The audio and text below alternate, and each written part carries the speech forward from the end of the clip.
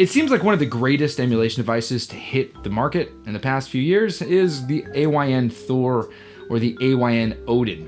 This device or these devices are able to grant you access to just about any game that existed, as well as upscale those games, allow you to play games at multiple X speed as well as save states, and not have to deal with any of the slow, boring things that games used to have. Which is the very reason why I took the Iron Thor, packaged it all up, and sold it to a buddy who didn't want to have to wait for their next shipment.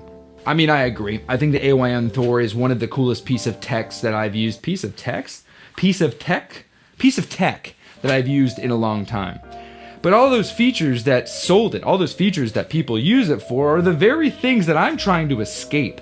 It's the very type of gaming that I think is crippling my experience. I'll give you a more clear example. You see, all these devices kind of pride themselves on the fact that they're able to get rid of some of that boring stuff. That's the very stuff that made games actually fun for me. Not the boring stuff, but the investment. This right here, the Analog Pocket, impossible to find. Pokemon Emerald in the back. This game, it requires some busy work. Now, what do I mean by busy work? Well, that's a great question. So you have emulation, that is speeding up all the boring things, the things that existed before, and you're able to cut those out, whether it's cutscenes that make no sense or just playing a game that takes too long in between villages.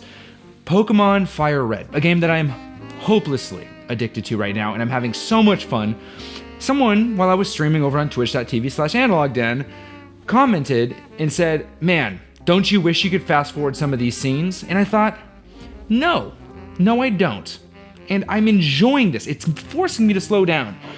We have this right here. This is my little itty bitty Nespresso cup of coffee. I pushed one button and the coffee was made. Sure, it took a couple minutes for the thing to warm up, but here's my Nespresso. Yum, it's fine. It's giving me exactly what I want, and some moments it hits just right.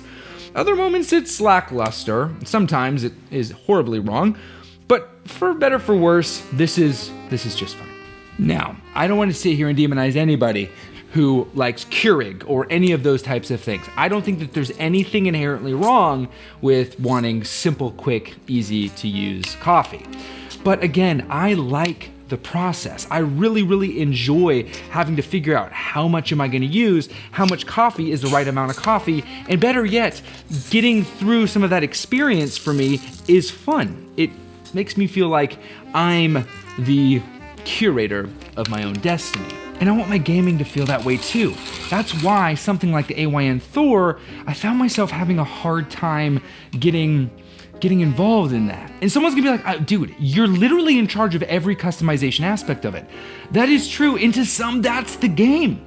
The game is actually, well, the hardware. But you see, for me, that's not the game. You see, the game that I like, the game that I enjoy is, well, the experience, the actual game. I was talking to my buddy Justin, and he's the one I actually sold my AYN Thor to. He was like, dude, can I please buy it? I want to get one. I'm really into it, except I just don't want to have to wait for them to restock it because of all the stuff that's going on with manufacturing. I said, oh, of course, this is perfect.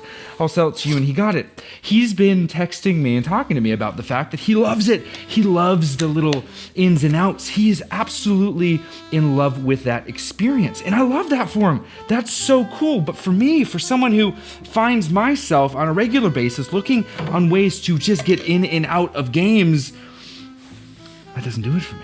You see, as it stands, emulation, that's part of the rub. That's part of the thing, is you want to be able to experience and do some cool stuff. I talk to people all the time. Huge shout out to Too Loud Tech and other emulation guys out there, even, Russ. They love the emulation part. And there's an element of that I think is the experience.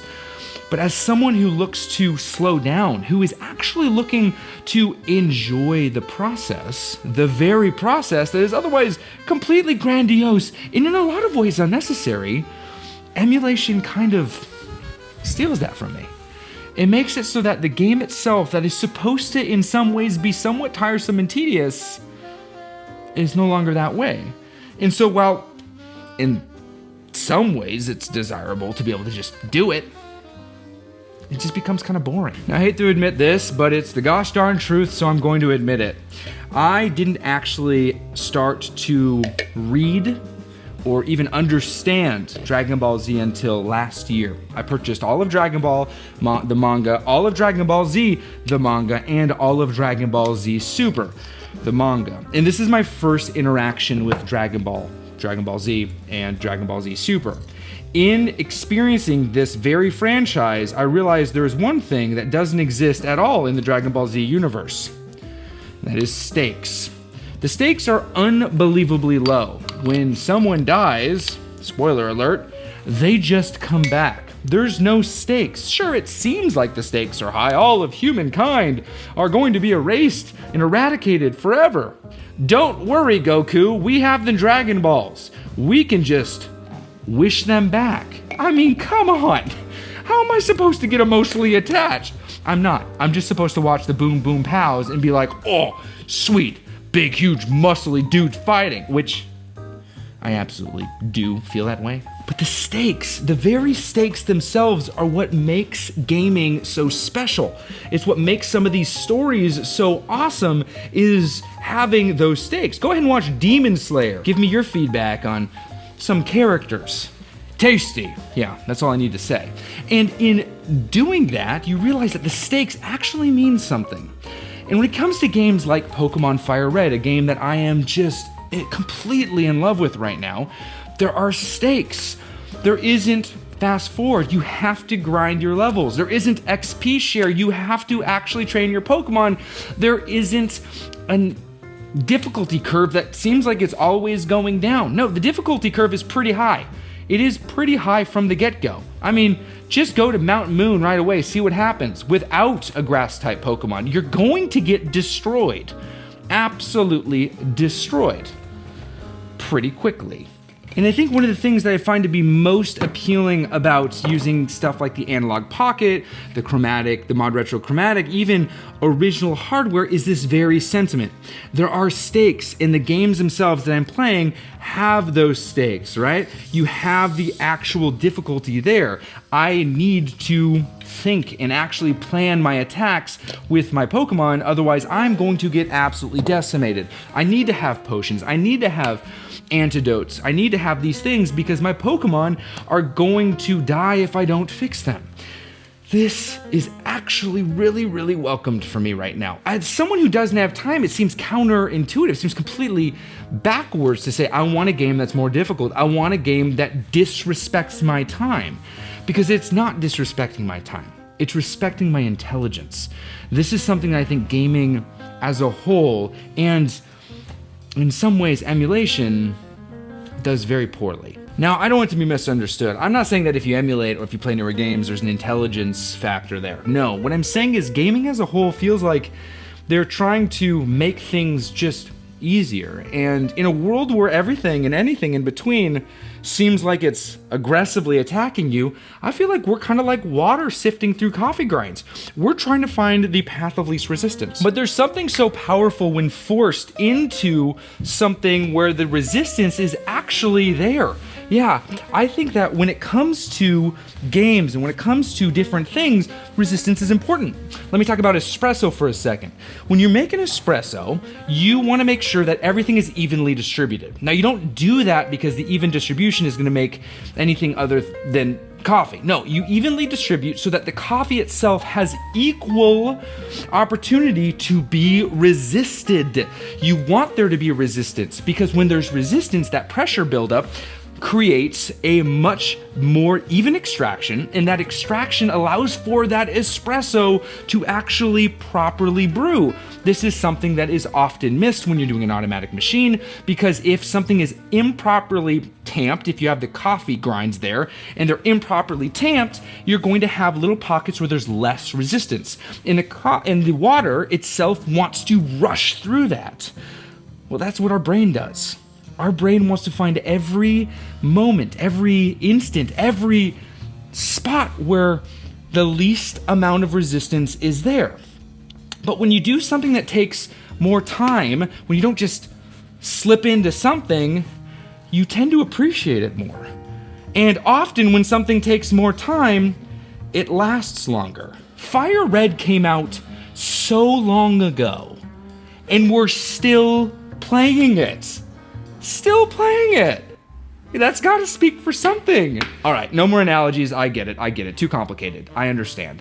That being said, there's something inherently special about some of these titles, some of these games. And the part that I find to be the most sought after is the fact that the game itself needs to be played.